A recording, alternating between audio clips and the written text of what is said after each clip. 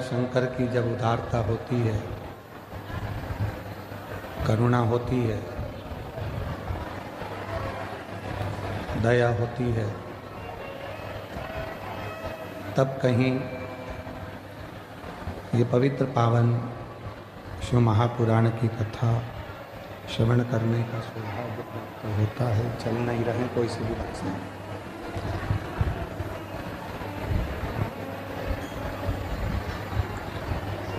कल कथा में वर्णन किया था कि जो श्वासों में रमण कर रहे हैं वही शिव है।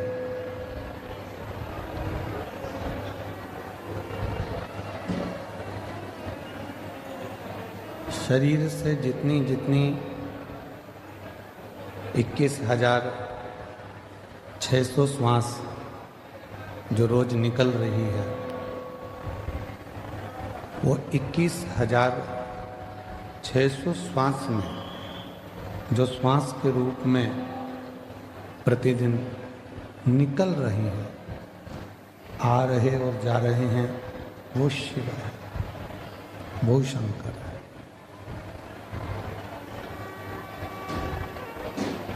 हम भगवान देवादिदेव महादेव को ढूंढने के लिए ना जाने कितने तीर्थ, कितने धाम जाते हैं और उनको ढूंढने का प्रयास करते हैं।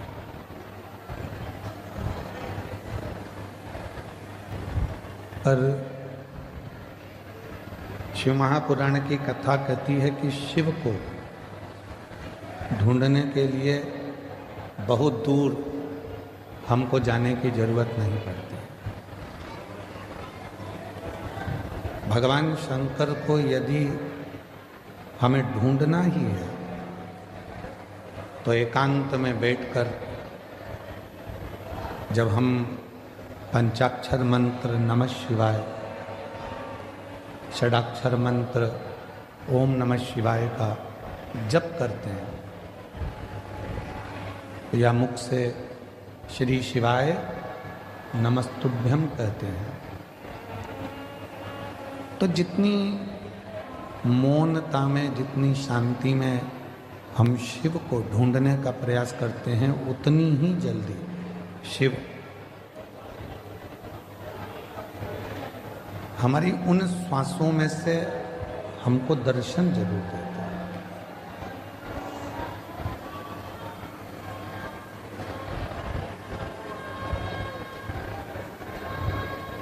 हम दूसरे को बोलते हैं कि ध्यान से पढ़ना,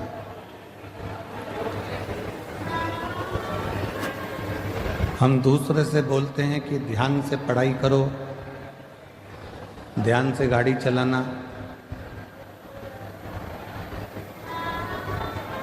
ध्यान से काम करना। और ऐसा नहीं है कि केवल एक या दो ही लोग ऐसा बोलते हैं, बहुत सारे लोग।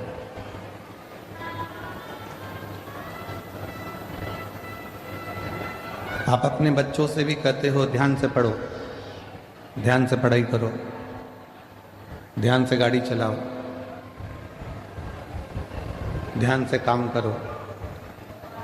पर शिव महापुराण की कथा कहती है कि पहले हम दूसरे से कह सकते हैं कि ध्यान से काम करो, ध्यान से गाड़ी चलाओ, ध्यान से पढ़ाई करो, पर शिव पुराण की कथा कहती है कि पहले अपने को भी, अपने ऊपर भी ध्यान देना जरूरी है।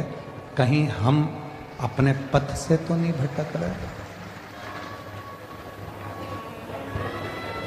कहीं हम अपने पथ से तो नहीं भटक रहे।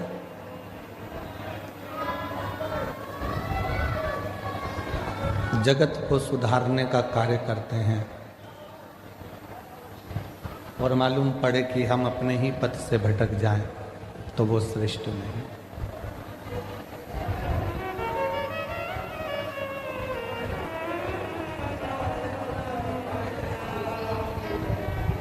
एक बहू सोचती है कि मैं मेरे घर में जाऊंगी ससुराल में, तो मैं मेरे ससुराल को सुधार दूंगी। सास सोचती है कि मेरी बहू कैसी भी आएगी मैं उसको सुधार दूंगी। पर शिव महापुराण की कथा कहती है, भगवान शंकर की कथा कहती है कि तुम्हें दूसरे को सुधारने की जरूरत ही नहीं पड़े। पीछे की आवाज खोलिए, पीछे की।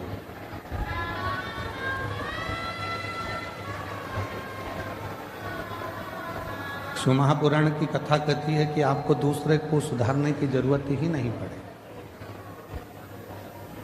जरूरत है हमें अपने आप को सुधारने की। अर्थात गायत्री परिवार में कहा जाता है कि हम सुधरेंगे युग सुधरेगा, मतलब हमको सुधारना स्वयं को जरूरी है।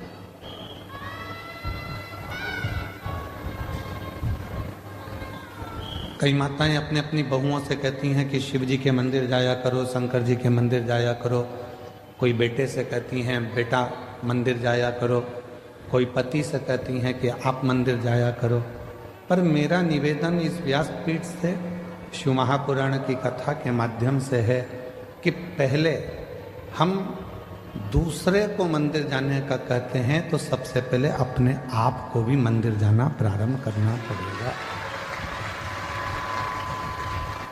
और जिस दिन हमने स्वयं मंदिर जाना प्रारंभ कर दिया, हमने जिस दिन स्वयं मंदिर में एक लोटा जल चढ़ाना शिव जी को प्रारंभ कर दिया, उस दिन धीरे धीरे धीरे धीरे हमारे घर के बच्चे, हमारे घर की बहुएं, हमारे घर के बेटे अपने आप उसी पथ पर चलने लगे।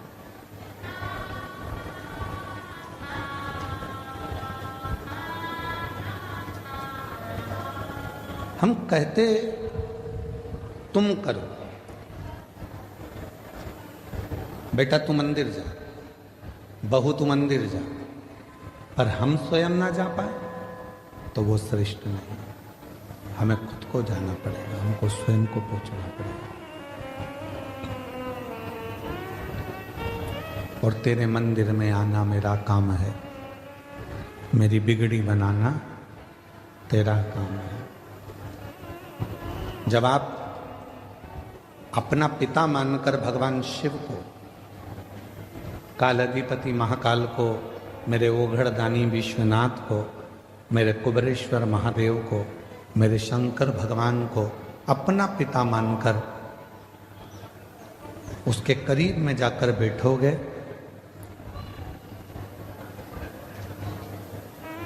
तो निश्चित है वो आपके मन की बात को सुनेगा। किसी ने कहा कि भगवान की क्या पत्थर की मूर्ति भी व्यक्ति की बातों को सुनती है?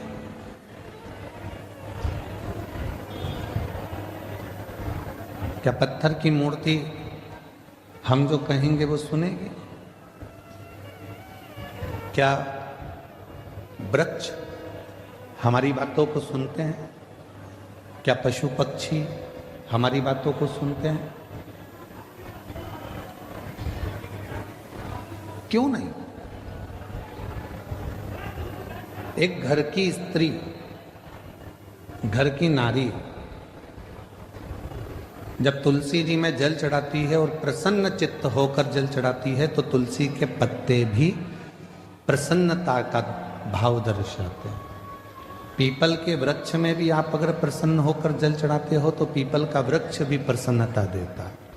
बट वृक्ष में आप प्रसन्न होकर जल चढ़ाते हो तो बट वृक्ष भी प्रसन्नता का भाव देता है। बेलपत्री का छोटा सा पौधा है, उसमें आप प्रसन्न होकर जल चढ़ाइए तो वह बेलपत्र भी प्रसन्नता का भाव देता है।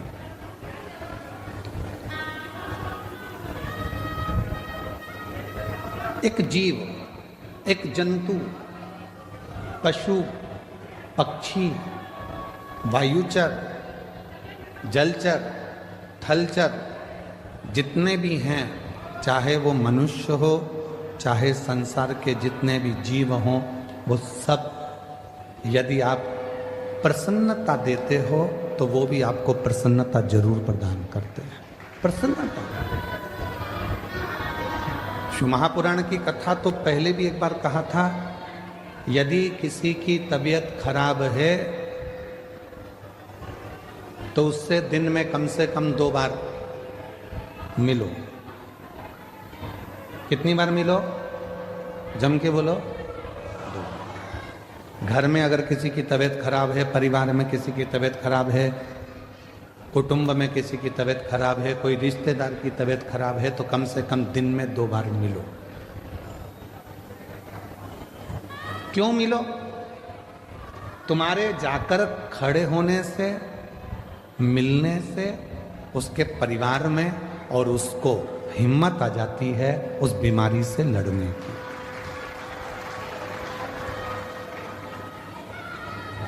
किसी की तबीयत खराब है तो दिन में, जम के बोलो, 2 बार मिलो। किसी का समय खराब है, बेकार समय चल रहा है, दुख की घड़ी चल रही है, कोई परेशानी आकर खड़ी हो गई है, तो शिव महापुराण की कथा कहती है उससे 3 बार मिलो। कितनी बार मिलना है? 3। तबीयत खराब है तो दिन में 2 बार मिलो। समय खराब चल रहा है तो दिन में 3 बार मिलो। कोई बात नहीं भैया, सब हो जाएगा, सब अच्छा समय आएगा, टेंशन मत लो। खड़े हो जाओ उसकी दुख की घड़ी, उसकी परेशानी की घड़ी, उसकी संकट की घड़ी। महाराज, किसी की तबीयत खराब है तो दिन में 2 बार मिलो। किसी का समय खराब है तो दिन में 3 बार मिलो। और किसी की नीयत खराब है तो उसे सपने में भी मत मिलो। मान लो उसकी नीयत खराब है तो स्वप्न में भी उसको मत देखना, स्वप्न में भी उससे बात मत करो, मिलो ही मत। स्वास्थ्य खराब है, थोड़ा देर जाके मिल। आप लोगों से निवेदन है, आपके घर में बुजुर्ग माँ बाप रहते हैं, बूढ़े बूढ़े व्यक्ति रहते हैं, बेटों को फुर्सत नहीं है काम धंधे से, बहुओं को फुर्सत नहीं अपने रसोई घर से और कार्य से, पर थोड़ा सा समय निकालकर 2 बार कम से कम अपने बुजुर्ग माँ बाप से बात करा कर। माँ कैसी हो, पापा कैसे हो, भाई कैसे हो, बहन कैसी हो, 2 बार।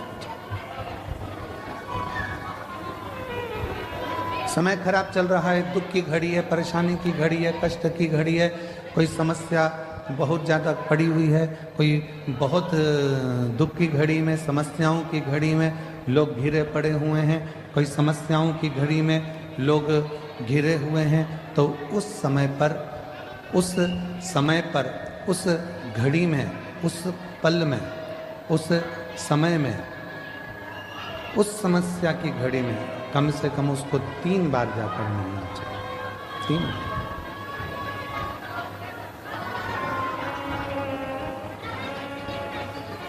उस समस्या की घड़ी में, उस दुख की घड़ी में, उस परेशानी की घड़ी में कम से कम 3 बार जाकर खड़े हो।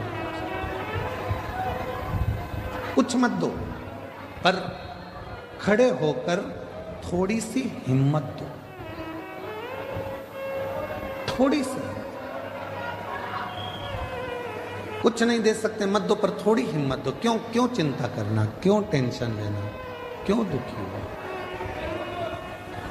और मैंने तेरे ही भरोसे बाबा, तेरे ही भरोसे हवा बिच उड़ती जावांगी बाबा, डोर तो छठी नाम कटी जावांगी। भोले मैं तेरी पतंग, शंभू मैं तेरी पतंग, हवा बिच उड़ती जावांगी बाबा, डोर तो छठी नाम कटी। जब पार्वती मैया शिव जी की साधना में डूबी हुई थी।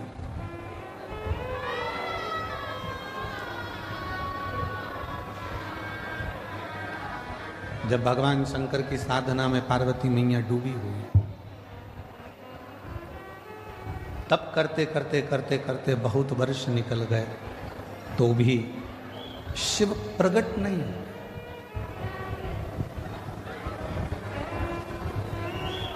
तो भी भगवान शंकर प्रकट नहीं हुए।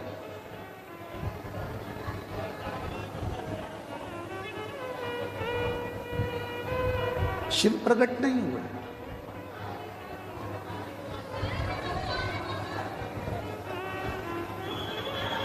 मां पार्वती जी थोड़ी सी हिम्मत हार गई। कब? जब उन्होंने सूखे पत्तों का सेवन किया, नासिका के एक ही छिद्र से श्वास लेती हैं और इसी छिद्र से श्वास छोड़ देती हैं। तब थोड़ी सी हिम्मत मां जगतजननी जगदम्बा मां पार्वती जी हारी। कई माताएं व्रत करती हैं, साधना करती हैं, उपास करती हैं, नियम ले लेती हैं, कोई व्रत धारण कर लेती हैं और उनको लगता है कि मैं व्रत कर रही हूं। जब आप लोग हिम्मत हारने लगते हो तो जिसका तुम व्रत कर रहे हो, जिसकी तुम साधना कर रहे हो, जिसका तुम तप कर रहे हो, वो देवता तुम्हें हिम्मत देने के लिए तुम्हारे मन के अंदर आकर विराजमान हो जाता है। तब वो आता है।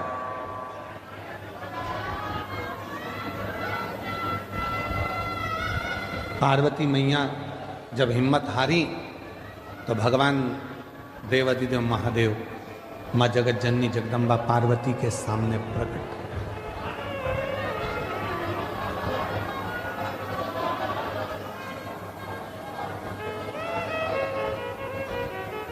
और शंभु शरणे पड़ी मांगू घड़ी रे घड़ी दुख काटो दया करे दर्शन आपो शंभु शरणे पड़ी मांगू घड़ी रे घड़ी दुख काटो दया करे दर्शन आपो। शिव पार्वती जी की साक्षी में उनको बल देने के लिए प्रकट, असली स्वरूप में नहीं। असली स्वरूप में शिव नहीं है। शिव स्वरूप बदल कर कभी